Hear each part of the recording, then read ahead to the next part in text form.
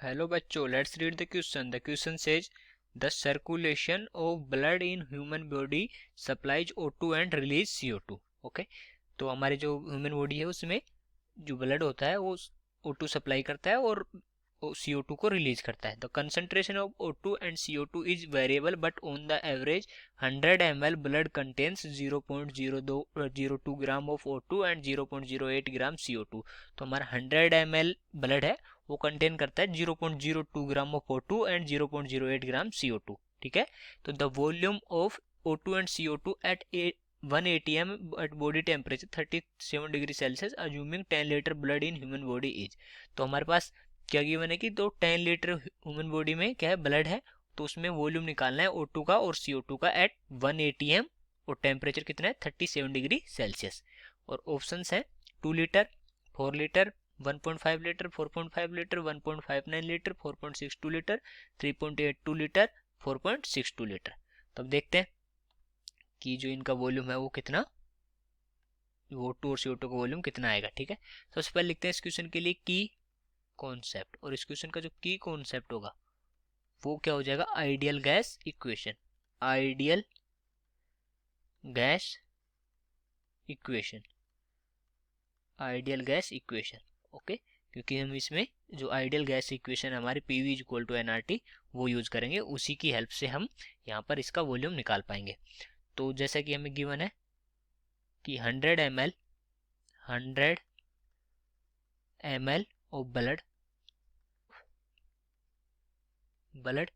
और 100 ml blood में क्या है 0.02 ग्राम क्या है O2 है एंड 0.08 ग्राम CO2 है हमारी. ठीक है, अब हम यहाँ से देखें तो हमारे को टोटल कितना लीटर जो ब्लड है वो गिवन है 10 लीटर.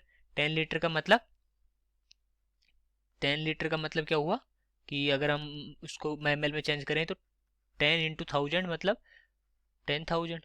ओके, तो क्या हो गया 10,000 ml, इसका मतलब क्या हुआ 10 litre. Okay, 10,000 ml blood has, तो 10,000 ml में ब्लड कितना होगा, क्योंकि हमें इसको किससे मल्टीप्लाई किया है, मतलब ये कितने गुना ज़्यादा है, 100 टाइम्स ज़्यादा है. ठीक है, तो 100 इसको भी 100 से मल्टीप्लाई करना पड़ेगा जितने ग्राम है उसको. तो यहाँ से क्या आ जाएगा 100 से मल्टीप्लाई करेंगे 0.02 को तो हो जाएगा 2 ग्राम. तो 2 ग्राम O2 and 8 gram CO2. Okay, तो यहाँ क्या आ गया 2 ग्राम O2 आ गया हमारे पास, 8 ग्राम CO2 आ गया किसमें 10 लीटर ब्लड में. अब यहाँ से हम देख सकते हैं कि हमारी जो आइडियल गैस इक्वेशन है, ideal gas equation, ideal gas equation, ideal gas equation क्या होती है, PV is equal to nRT. Okay, तो हमारे पास प्रेशर है, N है, R है और T है. R का मतलब यहाँ पर गैस कांस्टेंट जिसकी वैल्यू कितनी होती है 0.0821. ओके, लीटर ATM पर मोल पर कैलोरी. और टेम्परेचर 37 डिग्री सेल्सियस है, तो टेम्परेचर को हम अगर कन्वर्ट करें तो 37 डिग्री सेल्सियस को हम कन्वर्ट करेंगे केल्विन में, क्योंकि केल्विन में यूज करते हैं इस इक्वेशन में. तो 37 plus 273 that is equal to 310 kelvin. और R की वैल्यू अगर हम लिखना चाहें तो R की वैल्यू है 0.0821 litre ATM mole inverse K inverse. Okay, और जो P है, P हमारा गिवन है 1 ATM. अब हमारे पास सारी वैल्यू है. और N का मतलब मोल होता है, mole is equal to weight upon molecular weight. तो वो यूज करके हम यहाँ से फाइंड आउट कर लेंगे इसका वॉल्यूम. तो अगर हम O2 के लिए देखें सबसे पहले तो फॉर O2 तो O2 के लिए हम बात करें तो 1 इंटू V, 1 क्या है यहाँ पर जो प्रेशर है वो इज इक्वल टू N का मतलब तो 2 ग्राम O2 है तो 2 डिवाइड बाई में क्या आ जाएगा 32, क्योंकि O2 का मोलिकुलर वेट कितना होता है 32 होता है, इंटू R की वैल्यू 0.0821 इंटू 310. और यहाँ से ये तो 1 से मल्टीप्लाई हो रहा है तो इसका कुछ फर्क पड़ेगा नहीं. अगर हम कैलकुलेशन करें तो ये जो इस साइड वाली जो RHS वाली कैलकुलेशन है उससे हमारा वैल्यू आएगी 1.59 लीटर. ठीक है, अगर ऐसे ही हम जो हमारी दूसरी गैस है, दूसरी गैस कौन सी हमारी CO2, उसके लिए कैलकुलेट करें CO2.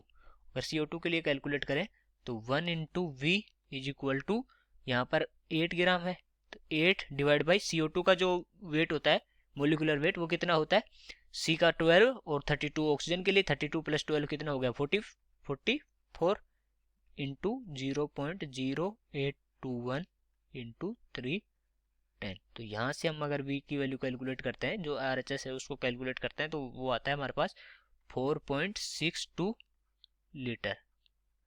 तो ये वैल्यू आ गई हमारी ऑक्सीजन के लिए और ये वैल्यू आ गई हमारी CO2 के लिए। अगर हम ऑप्शंस देखें तो first option 2 litre 4 litre incorrect हो जाएगा, 1.5 लीटर 4.5 लीटर इनकरेक्ट हो जाएगा। तो सी ऑप्शन हमारा 1.59 4.62 ये क्या हो जाएगा, करेक्ट ऑप्शन हो जाएगा। So I hope you understood it well. Best of luck.